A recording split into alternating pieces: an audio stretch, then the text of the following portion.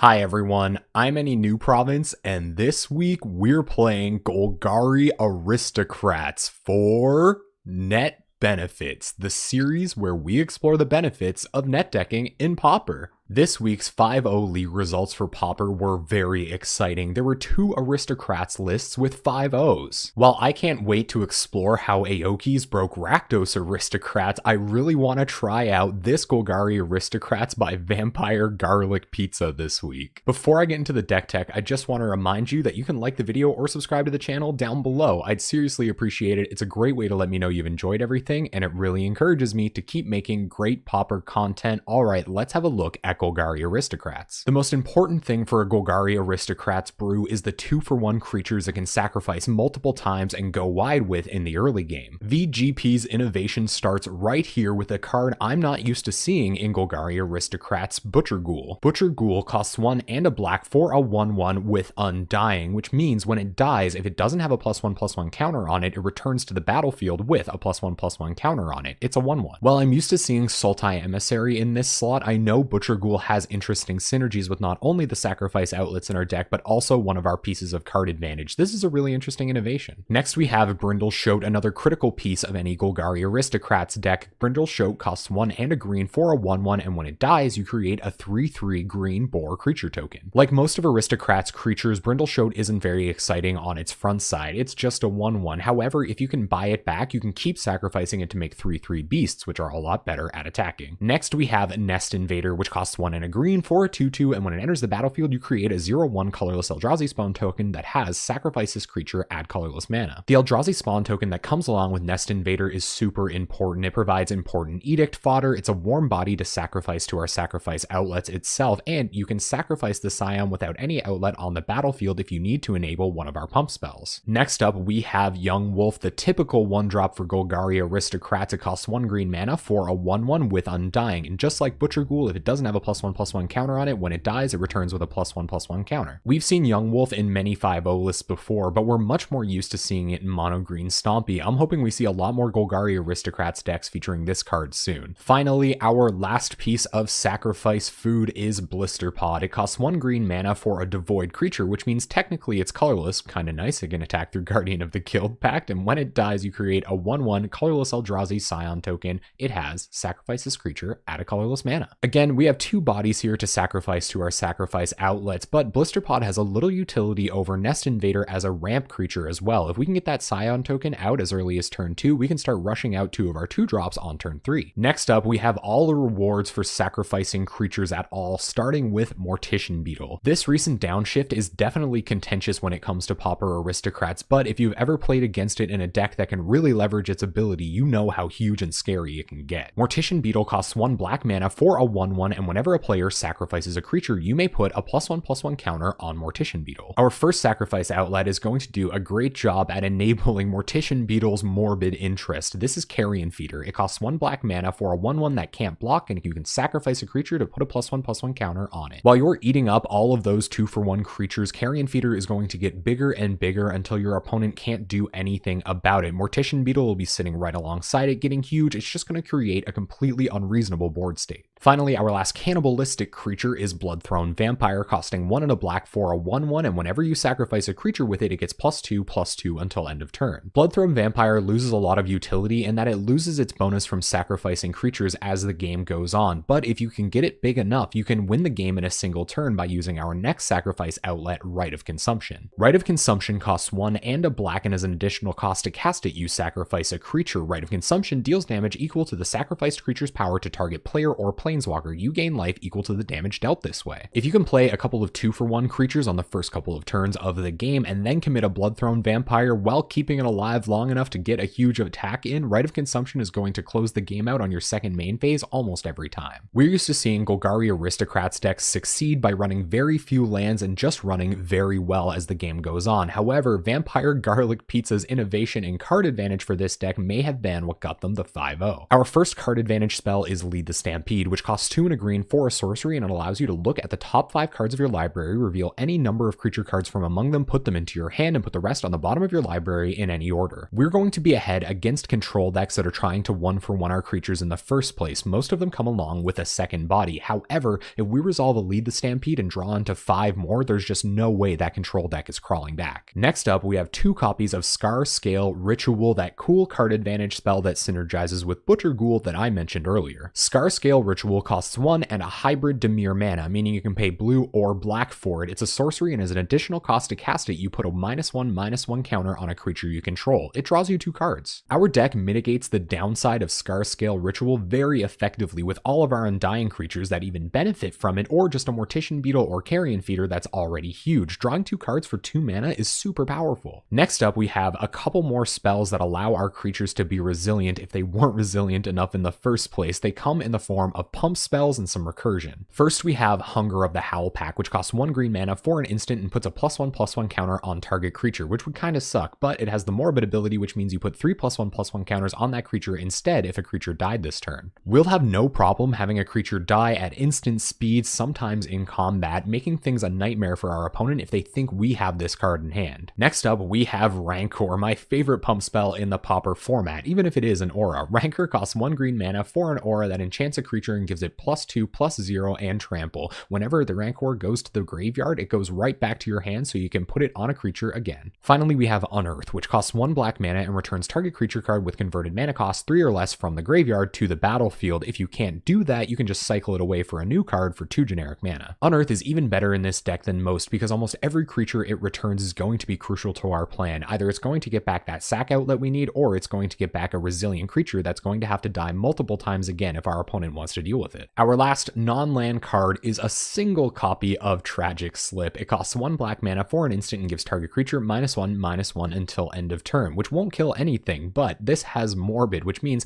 that creature gets -13/-13 until end of turn if a creature died this turn. Ideally, we'll have a sacrifice outlet on board to make sure our Tragic Slip is online when it has to be. However, if it's not online, maybe it will still kill a Spell Stutter Sprite, or we can just run a creature into our opponent's board, hope they block, and then Tragic Slip whatever blocked it. Alright, let's have a look at this mana base. It's nice and simple for non-basics, just 2 copies of green-black Karuz in Golgari Rot Farms, and 4 copies of standard Pauper Duels in green and black in Jungle Hollows. For basics, we have 6 forests and 8 swamps. We want to make sure that we get our Carrion Feeder down on turn 1 to start pressuring our opponent, and we have just enough forests to hit that 3rd land drop untapped and run out a Lead the Stampede. Alright, let's have a look at this sideboard. First, we have lots of Edict effects for taking care of Boggles and for growing our Mortician Beetle. We have 2 copies of Aerial Volley for taking care of even more fairies, or a Core Skyfisher that's blocking our creatures. We have 2 copies of Caustic Caterpillar for getting back with Unearths and for blowing up our opponent's artifacts. We have 2 copies of Cartouche of Ambition for growing our creatures and gaining life against burn.